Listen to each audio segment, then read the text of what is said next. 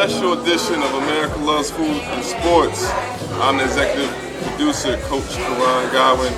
And as you see, we have the host here, Stephen Bardo. Stephen, how you doing? You know how I'm doing, brother. It's good. Oh, man. It's good. I'm actually located in the D.C. area, so I get to do all the behind-the-scenes type of activities. But now we're here together in Atlanta, and I've been salivating from afar, just watching the edits of the food. But you've been tasting the food. How has it been? How has the food been after 15 episodes? Hey man, it's been a little shocking actually, Koran, because I'm expecting to at least get a dud somewhere. But all the restaurants we've been to, you know, those are actual reactions that I'm having to the food. I'm not embellishing. I've really been surprised and impressed with the quality of food and the experience, because I'm a kid in the candy shop, man. You know, I'm a professional eater. You know what I'm saying? I don't really have the culinary language, but I'm picking it up. There you go. I don't know the techniques, but I'm listening. So I'm having a blast. Now, what have been some of your top restaurants, not in any order, but what just stands out to you as far as restaurants and unique food? You know, the thing of it is that we've had some restaurants that have been similar, but we've had a nice little mix as well. So from a larger standpoint, from having several levels, I'd say the Roby was really good. You know, that was excellent because there was great views in that building. There was some good food on the first level. There was a nice second level lounge, and the Cabana Club was off the chain. It makes you feel like you're in Miami. Jacques Grill, the food was excellent. Jamaican food in Hyde Park. Majani in South Shore, the vegan spot, because people that want to eat vegan and have different choices, is very tough for a lot of vegans to get consistent quality good food. So I like that. I mean, honey butter fried chicken was off the chain. I was about to say that, because that was so unique for me, because I'm looking at it and I'm seeing the closeness of the food and the texture of the food, and your reaction when they put that honey butter on the chicken, which I've never heard of before. Right. I'm sure you probably haven't either. Right. And you said that's some of the best chicken you ever had. I said, wow, I got to taste it. I got to come to Chicago. I mean, like, you know, you do, because Koran, we're all boys, little kids inside, right? I never got to put any butter on my chicken, right? You know what I'm saying? I couldn't do extra stuff, you know, because mom had restrictions. So to get to do that, it's fun. It's kind of childlike for me to try something new. And, you know, the explosion of that honey butter and the fried chicken combined, that was fun, man. There you go. And for those of you who are wondering how this all came together, Stephen and I were just talking about, you know, his skill set and talent. And I know him personally, so I get to talk to him on the phone, and this guy is hilarious, you know. So when we came together with this concept of doing a food review show, I thought it was perfect because he lives in Chicago. Chicago's known for food and sports. He's already known in the sports world, being that he played in the NBA, and most notably, point guard for the Flying Illini. That's tremendous. How has the response been for you in Chicago, being that you starred for Illinois, the Flying Illini? Have chefs noticed you? Do they have any memories of you? What's the connection? Well, you know, in terms of when we shot in Atlanta at 55th and Park, he was a Chicago native. At Peach's Restaurant, the chef there was a Chicago native that played high school basketball. So, you know, in Chicago, Koran, as you well know, basketball is really part of the fabric of the city. It's highly important. There's tremendous bragging rights involved. There's tremendous history and layered texture to it. And so to encounter those chefs who have had not only playing experience, but also have knowledge of the game and whatnot, that's been pretty cool. Man, and I'm just sitting back and I'm actually learning. You know, every episode, I feel like I'm learning something new. Okay. What are some of the things that you learn as it pertains to food? You know, some things that you may not have known or you picked up from a chef. I know you were talking to Chef James today. We're right here in 55th and Park in Atlanta right now. And what are some of the stuff you just picked up? You know, to use lime juice and different things to take the gaminess out of meat. It's almost like using change of pace when you play basketball. Sometimes you need it, with the oysters. Sometimes you need to hit it hard, fast, and then pull it back and let it finish in a much lower heat. Different things like that, nuanced things of that nature. So that's kind of been the biggest thing, because I didn't really know that I was this detailed about food. I just knew I liked how food tastes. But I'm really I'm kid-like, man, about finding these little things that these chefs do, because I'm gonna go to the crib and try. Yeah, there you go.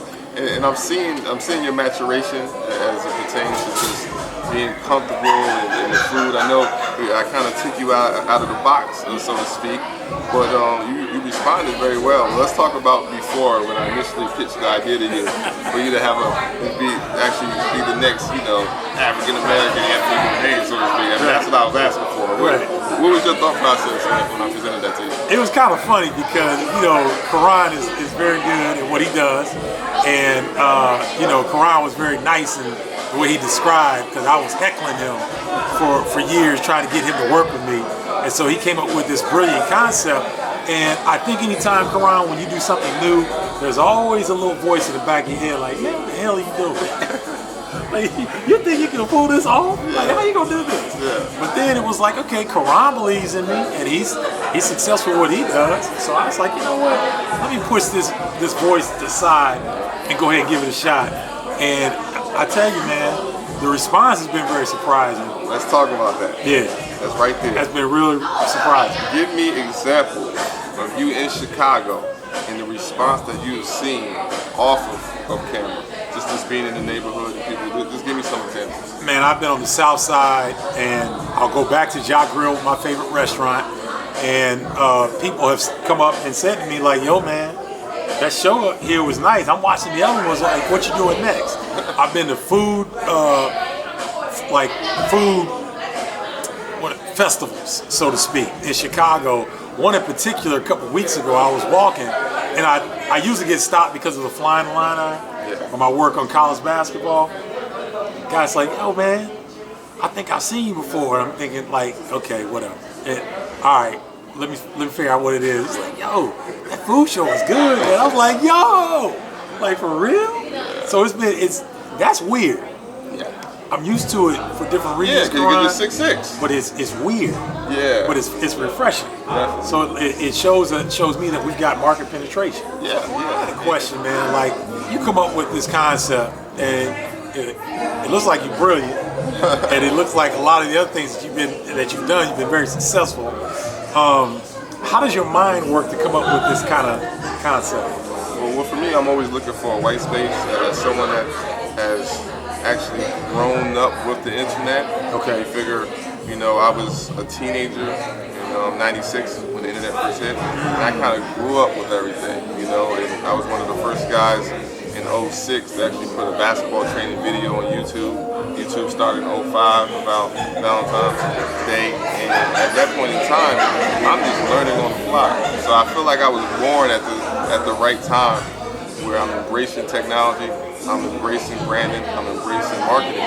So for me, I'm always looking for the white space and how can I be different from what's out there. Mm-hmm. And one of the ways of ultimately separating yourself is being able to find beachfront property, right? And that means that we're developing a lane and we're getting this first, but we're doing something first. Okay. So I'm an inventor. I've been into ball hog gloves, I've been into the decone. So my mind is always looking at the landscape of something and then looking at ways I can either improve it or create a new lane or create something new.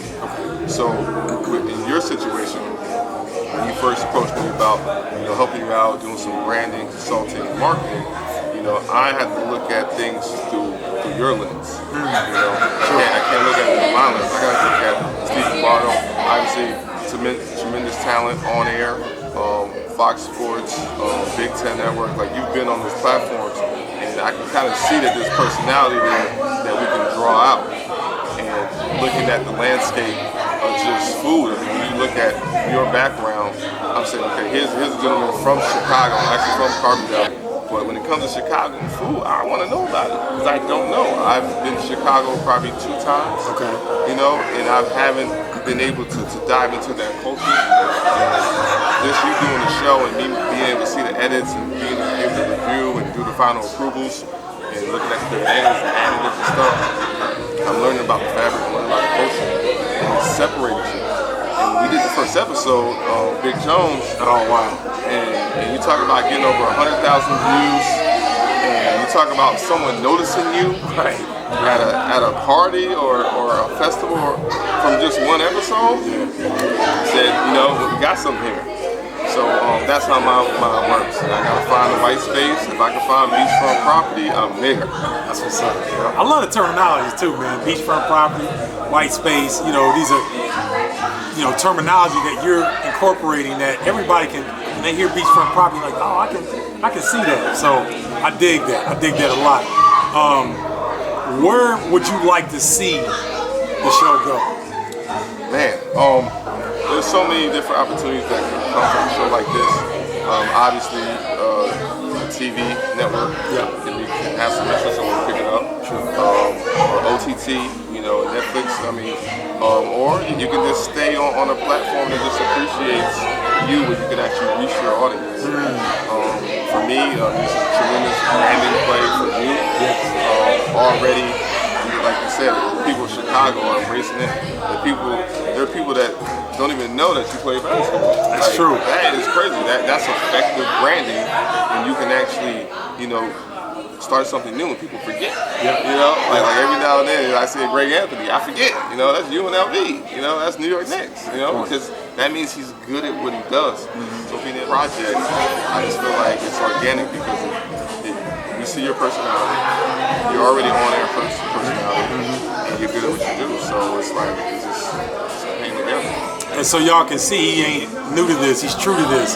2006 on YouTube, folks couldn't spell YouTube back in 2006. So this gives you a little insight to why Koran, pretty much everything he's touched has turned very, very successful. So I'm happy to be a teammate now and to work together.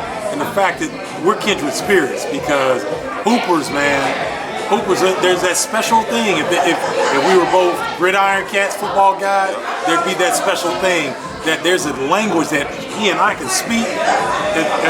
Can you talk more about that, Koran, about the synergy and everything? You know, so I think that our passion for basketball brought out our work ethic, and I found that what we love about the sport is actually getting the job done, executing. You know what I'm saying? Ultimately, we want to execute. You know? Score, man. You got to put the ball in the hole, man. You got to put it up to score. Yeah. Right. You got to shoot it. You got to try. That's the other thing. I think that you and I, we aren't afraid to fail. Right. I actually believe in failing forward. I learned so much. Yep. So I think that's part of our synergy, and I think especially, you know, as two young African American guys that actually have an intergenerational relationship. Because the internet has just broke things down so much. And I mentioned to you that the other day, I had something wrong with my iPhone. I go to research it on YouTube. I'm listening to a 7-year-old teach me how to unlock my phone or how to get around this and that. And I embraced it because he's a practitioner. He knew what he was talking about. He knew what he was talking about. And I think that the world has changed, and I think that people that are older have to embrace people that are younger. You know?